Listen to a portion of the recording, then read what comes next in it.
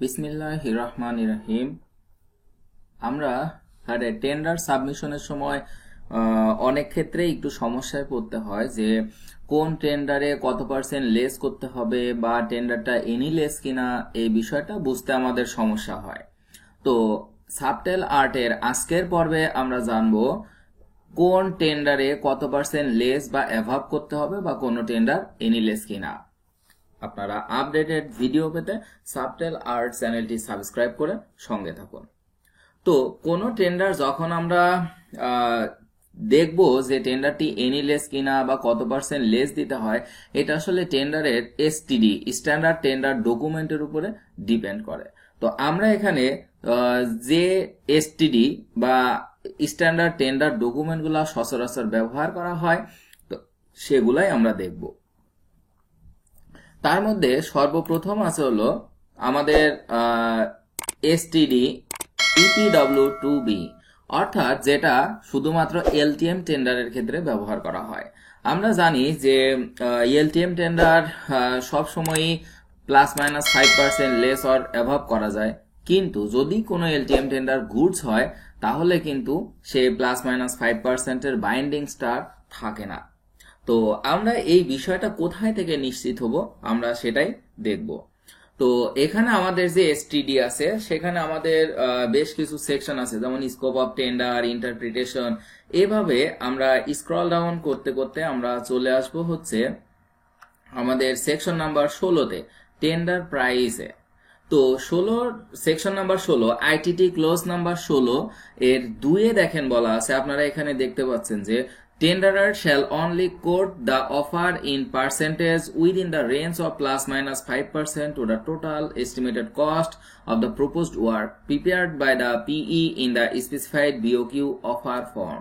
তার মানে এই টেন্ডারের যেটা অফিসিয়াল কস্ট এস্টিমেট দেওয়া আছে সেটার BOQ এ টেন্ডারার সর্বোচ্চ ±5% লেস করতে পারবে। তো এখানে এটা স্পষ্টভাবে বলা। এবার কথা হলো যে যদি আমরা ±5%-এর কম বা বেশি লেস করে থাকি তাহলে কি হবে, সেই ক্লোজটা দেখেন আইটিটি ক্লোজ নাম্বার 16.3। আপনারা এখানে দেখতে পাচ্ছেন যে টেন্ডারার্স having quoted the offer in percentage is more than 5% above or below the official estimated cost of the proposed works as stated under ITT subclause number 16.2 shall be rejected। তার মানে যদি কোনো LTM টেন্ডারের ±5%-এর less বেশি হয়ে যায়, 5-এর বেশি দেওয়া হয়, তখন সেই টেন্ডারটা নন রেসপন্সিভ করে দেওয়া হবে। তো এখানে এলটিএম টেন্ডার সাবমিশনের সময় যখন রেট কোড করতে হয়, বিওকিউ পূরণ করতে হয়, তখন পার্সেন্টেজ লেসের জায়গায় অবশ্যই -5 দিতে হবে, কারণ +5 শুধু 5 বলতে +5 মিন করে। তো সেই ক্ষেত্রে আপনার +5% এক্সট্রা এভাবে চলে যাবে। তো এই জন্য এলটিএম টেন্ডারে রেট কোড করার সময় অবশ্যই -5% দিয়ে দিবেন। পার্সেন্ট লেখার প্রয়োজন নেই, -5 ডিসকাউন্টে দিয়ে দিলে অটোমেটিক 5% হবে। তো আপনারা মনে রাখবেন যে এলটিএম টেন্ডারের ক্ষেত্রে আইটিটি ক্লোজ নাম্বার 16.3। তো এখন আমরা যদি আসি STD standard tender document EPW2A, এটা শুধু জিওবি ফান্ডের জন্য হয়ে থাকে। তো এই টেন্ডারটা ওটিএম টেন্ডার এবং কিন্তু 3 কোটি টাকার কম, অর্থাৎ 3 কোটি টাকার কম ওটিএম টেন্ডারের ক্ষেত্রে EPW2A ফর্ম ব্যবহার করা হয়। তো EPW2A ফর্ম ব্যবহার করে যদি কোনো ওয়ার্কসের টেন্ডার করা হয় তাহলে আমরা কোথায় দেখতে পাবো যে এই টেন্ডারটি কত পার্সেন্ট লেস করা যাবে। তো সেটা করার জন্য আমরা যেটা সেকশন আছে, সেকশনের আমরা 1-2 স্কোপ অফ টেন্ডার, ইন্টারপ্রিটেশন, এভাবে আমরা 30 নাম্বার সেকশনে চলে আসব।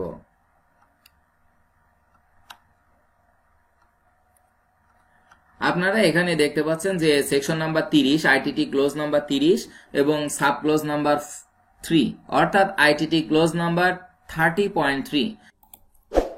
আইটিটি ক্লোজ নাম্বার 30.3 এখানে বলা আছে tenderers having quoted the tender price more than 10% above or below the official cost estimate the tender will be rejected. তার মানে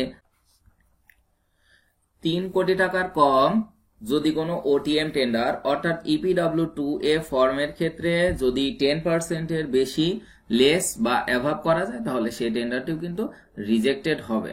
তো আমরা এক্ষেত্রে 30.3 আইটিটি ক্লোজে দেখতে পেলাম। আবার যদি আমাদের টেন্ডারটি EPW3 ফর্মে হয় অর্থাৎ আমাদের টেন্ডার যদি ওটিএম টেন্ডার হয় এবং 3 কোটি টাকার উপরে হয় তখন সে টেন্ডারটা ওটিএম টেন্ডার EPW3 ফর্মে করা হয় অর্থাৎ STD standard tender document EPW3। তো EPW3 এর ক্ষেত্রে আমাদের আইটিটি ক্লোজ নাম্বার দেখতে হবে হচ্ছে 46.43.3। এখানে আমরা আইটিটি ক্লোজ নাম্বার 43.3 দেখতে পাচ্ছি যে tenders having quoted the offer in percentage is more than 10% above or below the official cost estimate of the proposed work shall be rejected। তার মানে EPW3 ফর্মের 3 কোটি টাকার উপরে যে ওটিএম টেন্ডারগুলো হয় ওয়ার্কস এর ক্ষেত্রে সেটাও যদি 10% এর প্লাস মাইনাস বেশি লেস বা কম দেওয়া হয় তাহলে সেই টেন্ডারটি নন রেসপন্সিভ হয়ে যাবে। আর খুবই কম ব্যবহৃত হয় জিওবি ফান্ডেড ফর্ম, সেটা হলো EPW3D ফর্ম। অর্থাৎ যদি কোনো প্রজেক্ট বা যদি কোনো টেন্ডার বৈদেশিক সহায়তায় কোনো কাজ বাস্তবায়নের ক্ষেত্রে দরপত্র আহ্বান করা হয় বা টেন্ডার দেওয়া হয় সেই ক্ষেত্রে স্ট্যান্ডার্ড টেন্ডার ডকুমেন্ট EPW3D ব্যবহার করা হয়। এই EPW3D এর ক্ষেত্রে আমরা টেন্ডারটার পার্সেন্টেজ এনি লেস নাকি প্লাস মাইনাস 5% সে বিষয়গুলো দেখতে আমরা আইটিটি ক্লোজ নাম্বার 46.4 দেখব। তো এখানে দেখেন 46.4 তার মানে 46.4 এখানে বলা আছে there shall be no automatic exclusion of tenders with which are above or below the official estimate. তার মানে যদি কোনো টেন্ডার অফিসিয়াল কস্ট এস্টিমেটের বিলো বা অ্যাভাব দেয় যার কোনো লিমিট নেই তাহলে সে টেন্ডারগুলা অটোমেটিক বাদ দেওয়া যাবে না, তার মানে ইজিপি সিস্টেম বাদ দিবে না। এটাই আসলে এনিলেস টেন্ডার। তো যখনই কোনো এনিলেস টেন্ডার আসবে আমরা এই EPW3D ফর্মের ক্ষেত্রে 46.4 দেখতে পাবো এই কথাটা আছে যে এনিলেস, তার মানে এখানে লেসের কোনো সীমাবদ্ধতা নেই বা অ্যাভাবের কোনো সীমাবদ্ধতা নেই। তো আমরা এরকম বহুল ব্যবহৃত 4টা ফর্মের ক্ষেত্রে কোথায় আমরা পার্সেন্টেজ লেস অর অ্যাভাব দেখতে পাবো সে বিষয়গুলো জানলাম। আর অবগতির জন্য আরেকটা বিষয় হলো যদি কোনো টেন্ডারটা EPG ফর্ম হয় অর্থাৎ ইলেকট্রনিক প্রকিউরমেন্ট অফ গুডস, যদি গুডস এর কোনো টেন্ডার হয় তাহলে গুডস এর সকল টেন্ডারই আসলে এনিলেস টেন্ডার হয়, গুডস এর কোনো প্লাস মাইনাস ফাইন্ডিংস থাকে না। তো আশা করি আপনারা সবাই বুঝতে পেরেছেন। সবাই যদি কোনো প্রশ্ন থাকে তাহলে অবশ্যই কমেন্ট করবেন। সাবটেল আর্টস চ্যানেলটি সাবস্ক্রাইব করে সঙ্গে থাকবেন। সবাইকে ধন্যবাদ। আল্লাহ হাফেজ।